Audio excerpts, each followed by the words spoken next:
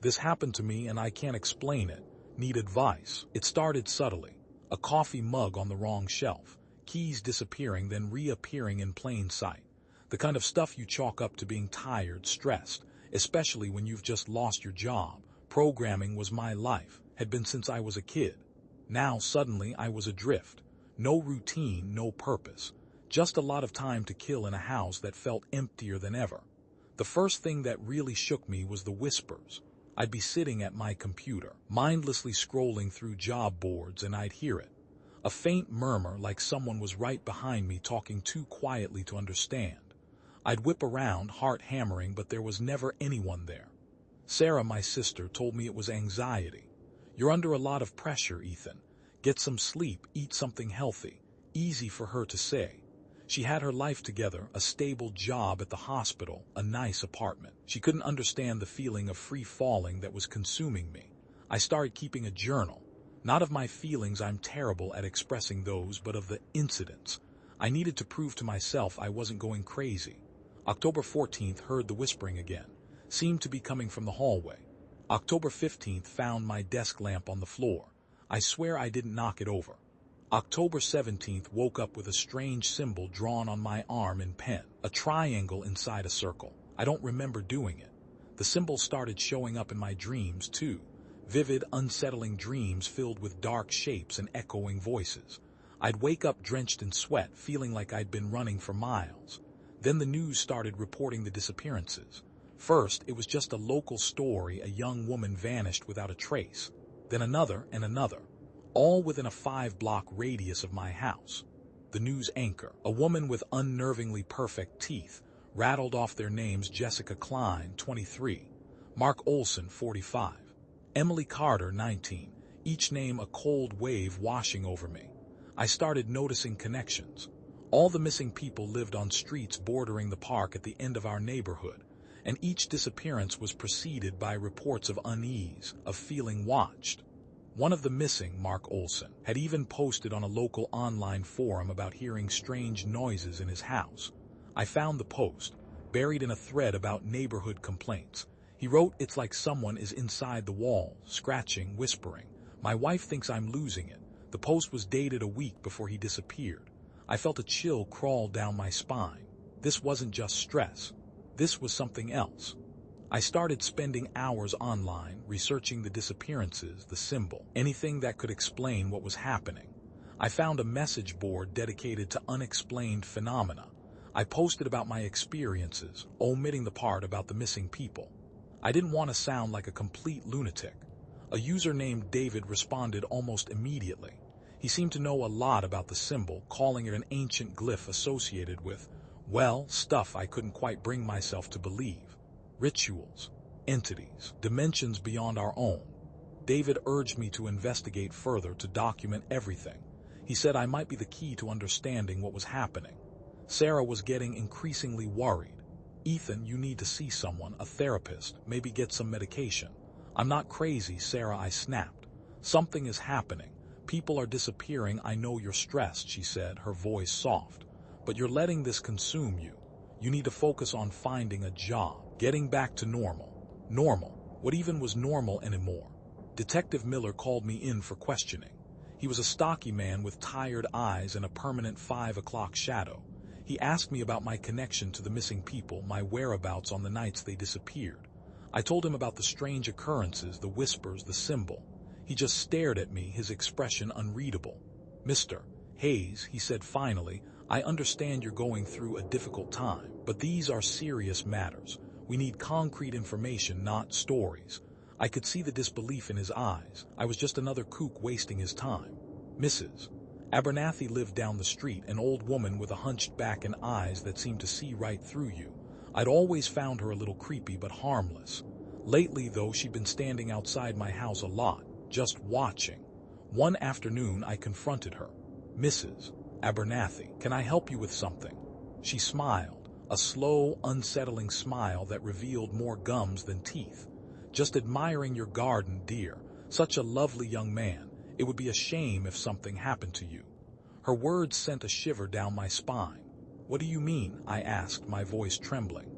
She just chuckled and shuffled away, leaving me standing there, frozen with fear. David sent me a message with a link to an old article about a local cult that had supposedly practiced rituals in the woods outside of town.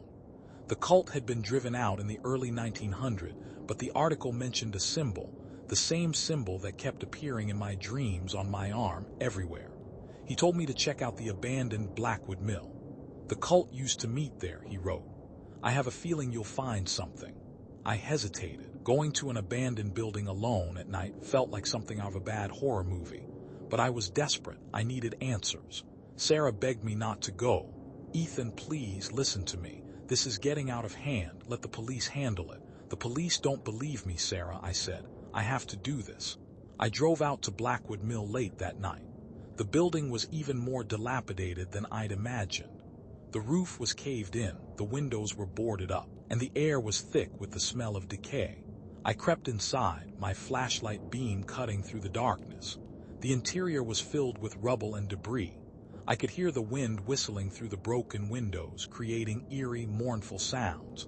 As I moved deeper into the building, I started seeing symbols painted on the walls, the same triangle inside a circle. They were everywhere. I found a room that looked like it had been used for some kind of ritual. There was a stone altar in the center, stained with what looked like dried blood. My stomach churned. Suddenly I heard a noise, a shuffling sound coming from the shadows. I swung my flashlight around, but I couldn't see anything.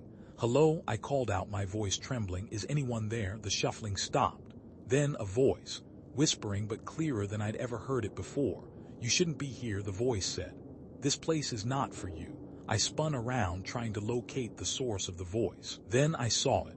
A figure standing in the shadows, tall and gaunt, with eyes that glowed in the dark. I couldn't make out any details, but I knew it wasn't human. Panic surged through me. I turned and ran, stumbling through the darkness. The figure followed, its footsteps echoing behind me. I burst out of the building and into the woods, the figure hot on my heels. I ran as fast as I could, my lungs burning, my heart pounding. I managed to lose it in the trees, but I knew it was still out there, watching me, waiting.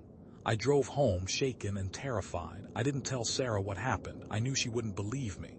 The next day, David messaged me. He was furious. I told you not to go there alone. It's too dangerous. What was that thing? I asked. What did I see? You saw what you were meant to see, he said cryptically. But you're not ready. You need to stop. You're drawing too much attention to yourself. Stop. People are disappearing. I can't just stop. You have no idea what you're dealing with, he said. Just trust me. Stop before it's too late. And with that, he blocked me. I was alone again. That night, Sarah came over. She looked pale and shaken. Ethan, she said, I saw something outside your house. I don't know what it was, but it scared me. She had finally seen something undeniable. She finally believed me. We need to get out of here, she said. We need to leave this town, but it was too late. I woke up in the middle of the night to a scratching sound coming from inside the walls, just like Mark Olson had described. I grabbed a kitchen knife and crept through the house, my heart pounding. The scratching grew louder, closer. It was coming from the living room. I reached the living room and flicked on the light. The scratching stopped. Everything was still, silent. Then I saw it. The symbol, drawn on the wall in blood, the same triangle inside a circle. And below it a message, written in the same blood, you're next. Suddenly the front door burst open. I spun around, knife raised. Standing in the doorway was Mrs. Abernathy, but she didn't look hunched over and harmless anymore. She stood tall and straight, her eyes glowing with an unnatural light. Behind her I saw figures emerging from the shadows, tall, gaunt figures, the same figures I had seen at Blackwood Mill. They were coming for me. I lunged at Mrs. Abernathy, but she just smiled and stepped aside. The figures swarmed me, their cold hands grabbing at me. I struggled, but they were too strong. They dragged me out of the house into the night. As they carried me away, I looked down at my arm, and I saw it, etched into my skin. The symbol, the triangle inside a circle, but it wasn't drawn there. It was a part of me, always had been. Then I saw their faces. Jessica, Mark, Emily, the missing people. But their eyes, empty, lifeless. They were all Mrs. Abernathy. They were all it. And as my vision faded to black, I understood. I wasn't just a victim. I was a piece of something much larger, much darker. Something that had been waiting for me all along, and I was finally home. I can't explain what happened. I need advice. What do I do now? Where am I? Am I even alive? The scratching is getting louder.